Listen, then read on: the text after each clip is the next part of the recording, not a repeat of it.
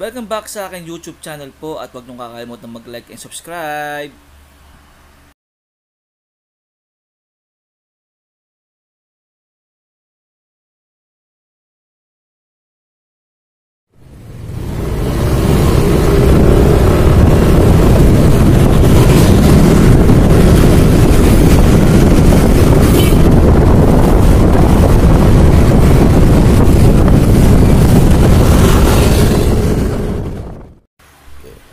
Welcome to my channel po at para po sa mga bago pa sa aking channel, huwag niyong kakalimutan mag-like and subscribe at pakiklik ang bell button para update ka sa magkaming mga videos ko.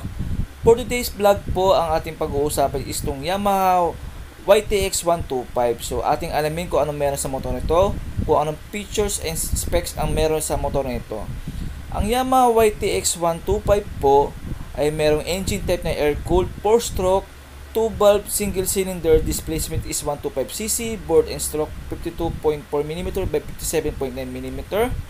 Ang kanyang starting system naman ay mayroon sa electric start at saka kickstarter, lubricant system is wet sump, engine oil capacity is 1.10 liters at ang fuel system naman nito is carburetor. Ang mga color variants naman na meron sa motor na to ay meron itong red, blue, and black. So mayroon tatlong pagpipilian sa kulay ng motor na ito. Sa Yamaha YTX 125. So ang SRP naman ito is 49,900 for cash mode of payment. Kung ika-cash nyo po, ganyan po ang SRP nya, 49,900. At kapag naman financing mode payment naman, ang down payment po nito is 2,500, ang 1 year is 5,598, ang 2 years naman is 3,448, at ang 3 years naman is 2,707.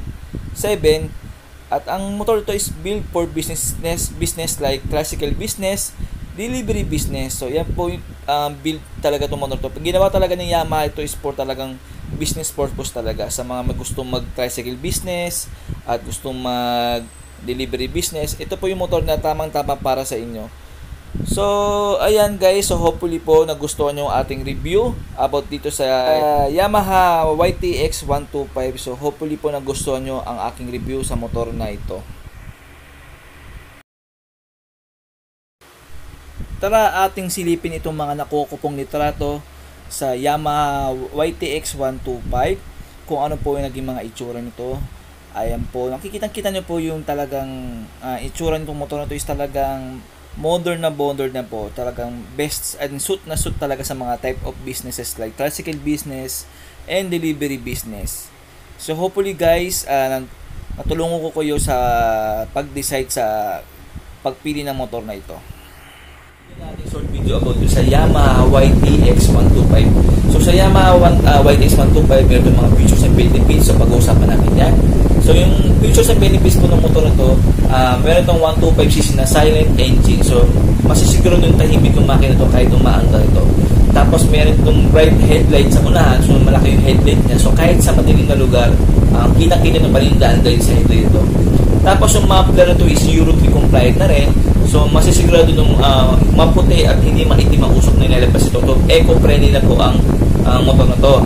Tapos sa may pinakatangke naman ng gasolina is steel tank with cover na rin. So para mas pinatibay nila, para mas maproteksyon nila yung gasolina. Yung iba nga pag nababad sa init, nag-evaporate talaga ang gasolina.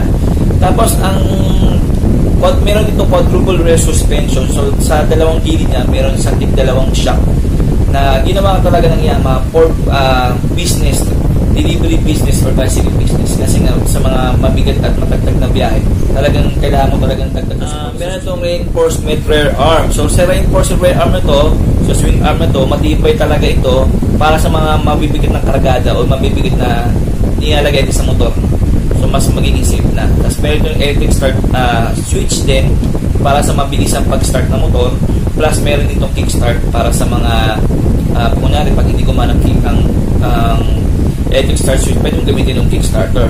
Tapos sa upuan ito, komportable na rin, built-in for 2-seaters talaga. At sa mas magiging komportable yung mga uupo pati yung driver. Tapos sa meron ditong flat rear carrier din, so hindi na kailangan bumili ng bracket sa mga U-box o papagawa pa kayo ng sariling bracket para paglagyan ng mga dalahin nyo. Ito meron naman built-in na carrier, so hindi na kailangan bumili ng bracket. So meron din itong tandem footrest. Yung nga, sabi ko kasi, pwede pa tricycle business.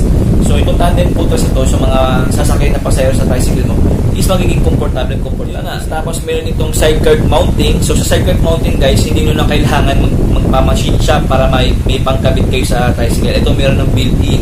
So, kailangan nyo lang is tricycle para ikabit doon sa side curve mounting ng Yamaha YTX125.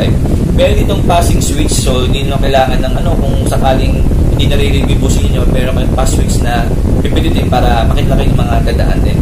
Ang front and rear tire nito is 17 inches. So, maliit lang ito. So, kayang-kaya agad sa mabilisang palitan ng gulong sa mga emergency ko yan. At patangkay ng gulong, hindi na kayo may magpalit.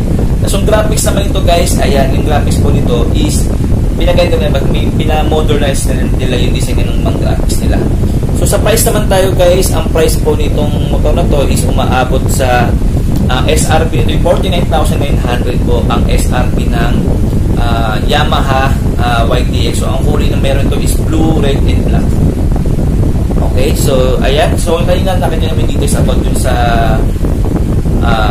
financing to. So, okay na yun. So, hanggang dito na lang po, guys. So, huwag nyo kakalimutan mag-like and subscribe at makikip yung bell button para update sa magkamit mga videos ko. So, hanggang dito na lang po. Paalam po. Thanks for watching po and don't forget to like and subscribe.